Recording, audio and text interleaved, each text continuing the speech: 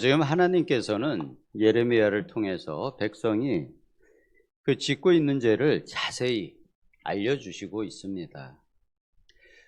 세상의 법정에서도 한 죄인을 심판하기 위해서는 오랜 시간을 들여서 그가 죄를 지은 동기로부터 시작해서 범행의 과정, 그리고 결과에 이르기까지 자세히 조사를 하고 증거를 제시하며 재판을 진행합니다.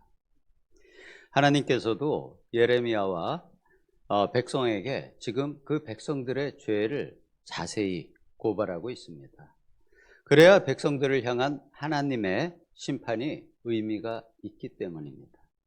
그들에게 자신들이 지은 죄에 대해서 자세히 말씀을 하고 계신 것입니다. 그냥 너는 이러한 죄를 지었으니 내가 주는 벌을 받아라 라고 말씀하지 않으시는 것입니다. 이렇게 여러 선지자를 통해서 죄를 자세히 알려주시고 또 그들을 심판대 위에 세우기 전에 회개하도록 여러 방면으로 회유하고 설득을 하시는 것입니다.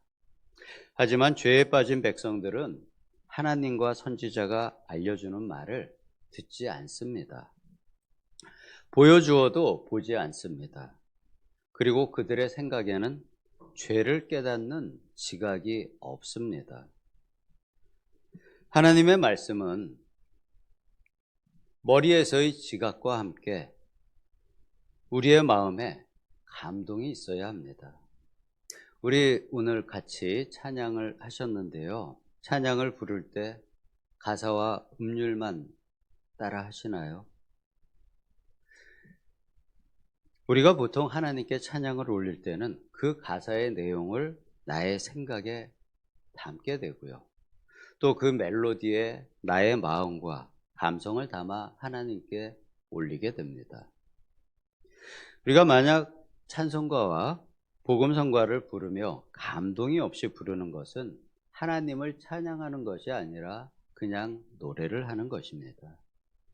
그러한 찬양은 내가 좋아서 부르는 것이지 하나님께 올려지는 찬양이 될 수가 없습니다.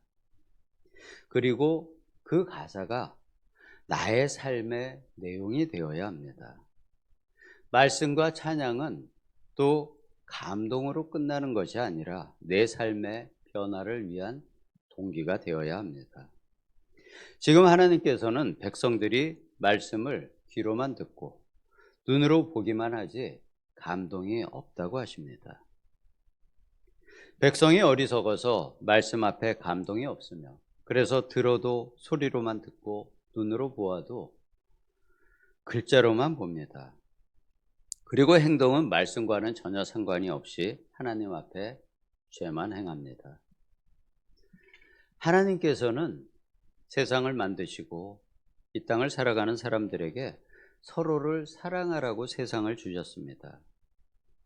내가 세상과 경쟁하며 남보다 앞서가고 남들보다 많이 가지고 아니면 남보다 높아지는 것이 하나님의 뜻이 아닙니다. 5장 1절 말씀에서 보면은 하나님은 예루살렘 거리에서 하나님의 정의와 진리를 추구하는 백성은 그러한 백성을 한 사람이라도 찾으면 이 성읍 예루살렘을 용서하시겠다고 말씀하셨습니다. 하나님의 백성들인데 하나님의 마음에 흡족한 의인이 아무도 없습니다. 이것이 당시에 예루살렘이라고 하나님이 말씀하시는 것입니다.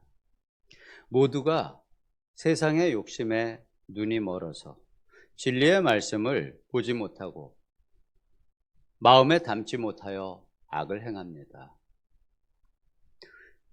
지혜는 잠언에서 반복해서 말씀하시죠. 지혜는 하나님을 경외하는 마음입니다. 오늘 말씀에서 보면은 자연은 하나님이 정한 선을 넘지 않습니다. 바다에 물이 많고 파도가 아무리 높을지라도 깊은 바다에서 파도가 높을 뿐이지 그 높은 파도가 해안가에 오게 되면은 바닷물은 모래를 넘어서지 않습니다. 바닷가의 백사장이 바다의 한계선으로 하나님께서 정하신 선입니다. 이렇게 자연은 하나님께 순종하며 하나님에 대한 경외함을 보여줍니다. 하지만 하나님의 백성은 그 선을, 하나님이 정하신 선을 많이 넘었습니다. 하나님이 선지자를 통해 다시 선을 알려주시지만 듣지를 않습니다. 그들의 귀가 하나님을 향하고 있지 않기 때문입니다. 그들의 눈이 하나님을 향하지 않기에 하나님이 보여주시는 것을 보지 않습니다. 마음이 하나님을 향해 열리지 않기에 머리에 지각이 없습니다. 왜냐하면 그들은 하나님을 경외하지 않기 때문입니다.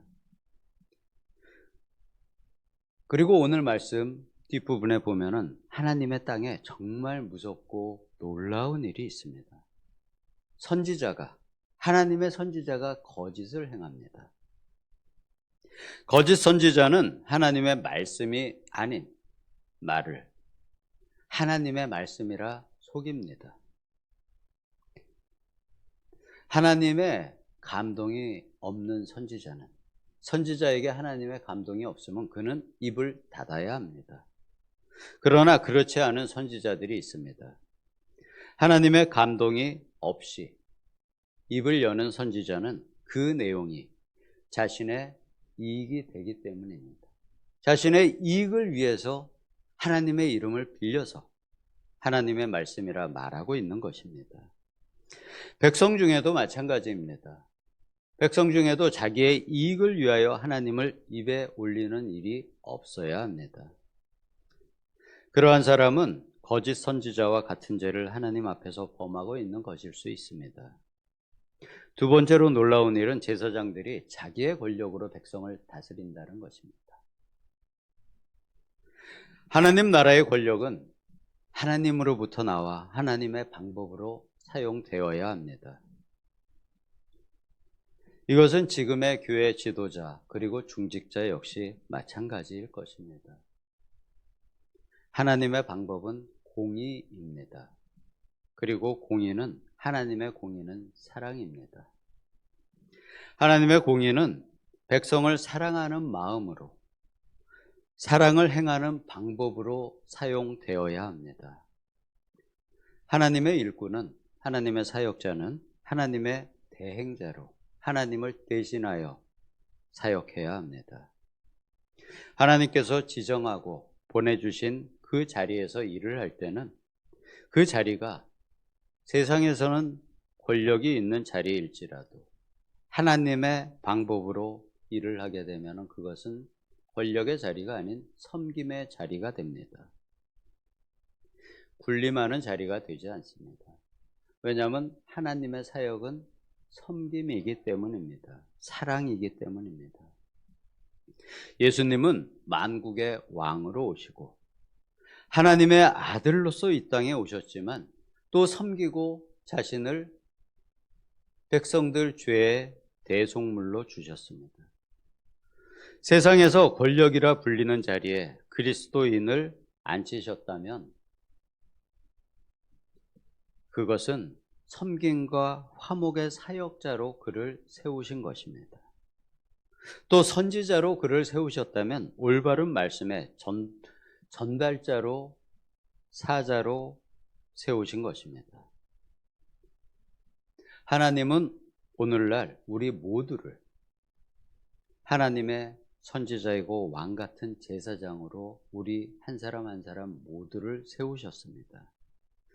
우리는 이 길을 가기 위해 하나님을 경외하고 또 하나님의 공의를 따르며 섬김의 사역자가 되어야 합니다.